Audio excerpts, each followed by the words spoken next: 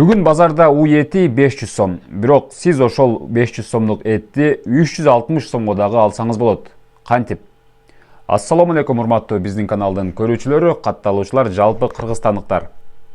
Бүгүн мен сиздер менен бир пайдалуу жана керектүү маалымат тууралуу бөлүшүп кетейин дедим. Эсиңиздерде болсо керек, буга чейин дагы мен өзүмдүн YouTube каналымда биз тойго бир уйду сойдук, анан аны таразага тартып, эсептеп көрдүк. Акчасы базардагыдан бир топ арзан түштү деп айтканбыз. Эмесе алдыда бизден алыстабай туруңуздар, биз калькулятордун жардамы менен кантип сиз 500 сомдук этти 360 сомго ала аласыз. Ошол тууралуу алдыда толук маалымат беребиз.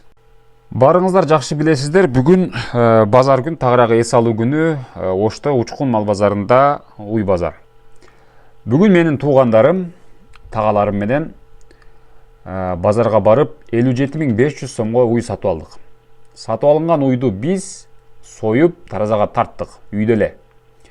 Мен тилекке каршы сойгон, таразага тарткан видеолорун буга чейин да тартып чыгарган, бирок булур менен жаап, баягындай кылып көрүнбөй турган кылып чыгарганга туура келген. Ошондуктан мен бул жолу уйду сойгон, тарткан процедураларды тарткан жокмун видеого, анткени баары бир бул YouTube'да тыюу салынган видео болгондуктан, кам этти көрсөткөнгө болбогондуктан мен мындай эле калькулятор менен эсептеп берейин деп атам. 57.500 сомго алган уй, бул экини тууган уй экен. Аны сатып алып таразага тартканда 160 килограмм эт чыкты. Биз сатып алган сумманы чыккан килограммга бөлгөндө эсепте 360 сомдон туура келди. 360 сомдон туура келди. Ошондо биз муну 10 адам бөлүп алдык. 160 килограмм этти 10 адам бөлүп алганда 16 килограммдан туура келет. Ар бирибизге 360тан боло турган болсо 5750 сом.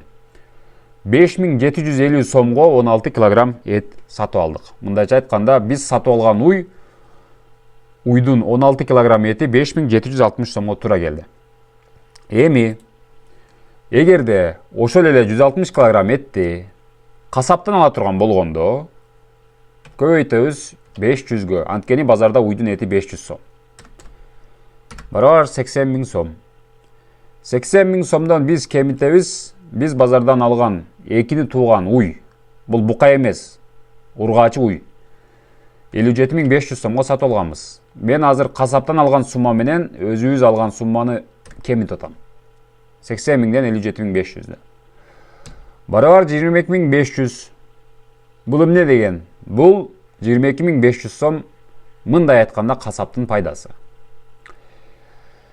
Эми 22.500 сом. Тагыраагы биз 80.000 сомдук этти 57.500 сомго алдык дагы 22.500 сом пайда кылдык.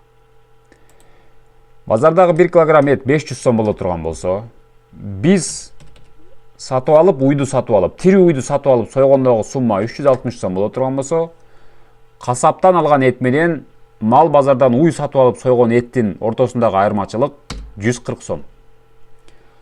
Бул нерсени сиз дагы жасап көрсөңүз болот. Урматтуу көрүүчүлөр, эми мен дагы бир нерсени айта кетейин. Базардан сиз алган, касаптан алган эт 500 сом болгондо, ал эми базардан сиз өзүңүз уйду тирүү сатып алып, союп, аны бөлүп алгандагы сумма 360 сом болгондо 140 сом жаныңызга калып атат. 10 килограмм эттен 1400 сом жаныңызга пайда болуп калып атат. Андан сырткары, эгерде сиз өзүңүз тирүү уйду базардан сатып алып сое турган болсоңуз, анын ичеге карыны, туягы, башы, оштукча айтканда келласы дагы сизге калат. Аны менен бирге эки бөйрөгү, жүрөгү, өпкөсү, бул дагы сизге калат. Тагыраагы ошону дагы баягы ортого акча таштап, мындайча айтканда кооператив болуп түзүлүп алып туруп, уй сатып алып, тирүү уй, аны бөлүп, таразага бөлүп туруп ала турган болсоңуздар, мен айтып өткөн 4 туягы, башы, ичеге карыны, жүрөгү жана эки бөйрөгү дагы эт болуп бөлүп аласыздар. 10 адамга муну бөлгөндө түзү келет эт.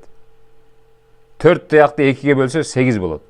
Ичеге карынды таразага тартып бөлүп алса, нормальный эт бардыгыначы. жүрөктү мейли бирөөсүнө бергиле, боорду бөлүп алсаңар болот.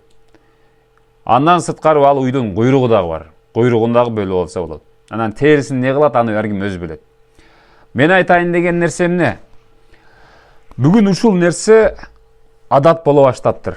Ошто көпчүлүк тууган уругу менен, өзүнүн жоро жолдоштору менен, айылдаштары менен касаптан эт албай эле, касаптан 500дөн эт алгандан көрү мал базарга барып туруп, ошо азыркы мен айтып өткөн 57.500гө экини тууган уй алса, мал ала турган болсо, 160 килограмм эт чыгып атат дагы 360 сомдон килограммы туура келип атат. Мен айткан туягы, башы, кыскасы бар жогу өзүнө калат. Все включено, мындайча айткандачы. Анча-мынча орусча аралаштырып сүйлөп атам. Ошондуктан мен ушул сунушту, ушул идеяны, ушул кымбатчылык болуп аткан учурда бардык кыргызстандыктарга сунуштайт элем.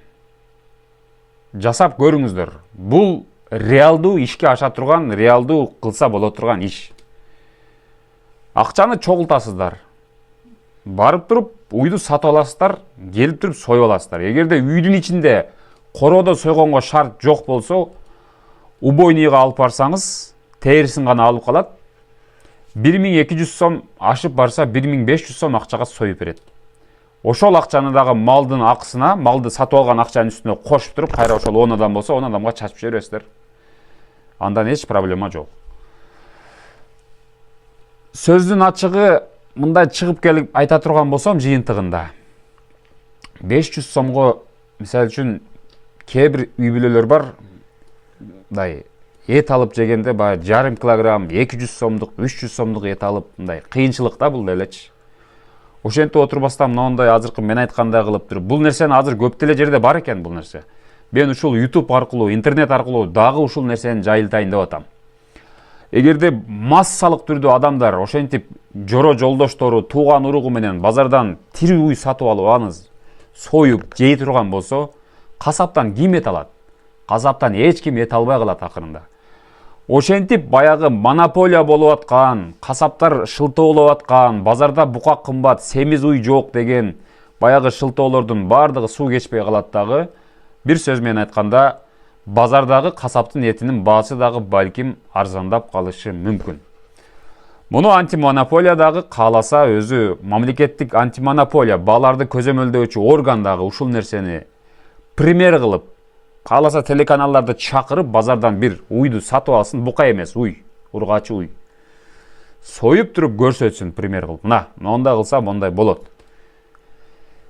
Колдонуучулар, эт жөөчүлөр, эт жейм дегендер ушинтип алып жегиле деп мамлекет сунуштаса деле болот да. Бул күйбөй турган нерсе. Анткени мен практикада бул нерсени 4 жолу, 5 жолу көрдүм, быйылдын өзүндө эле.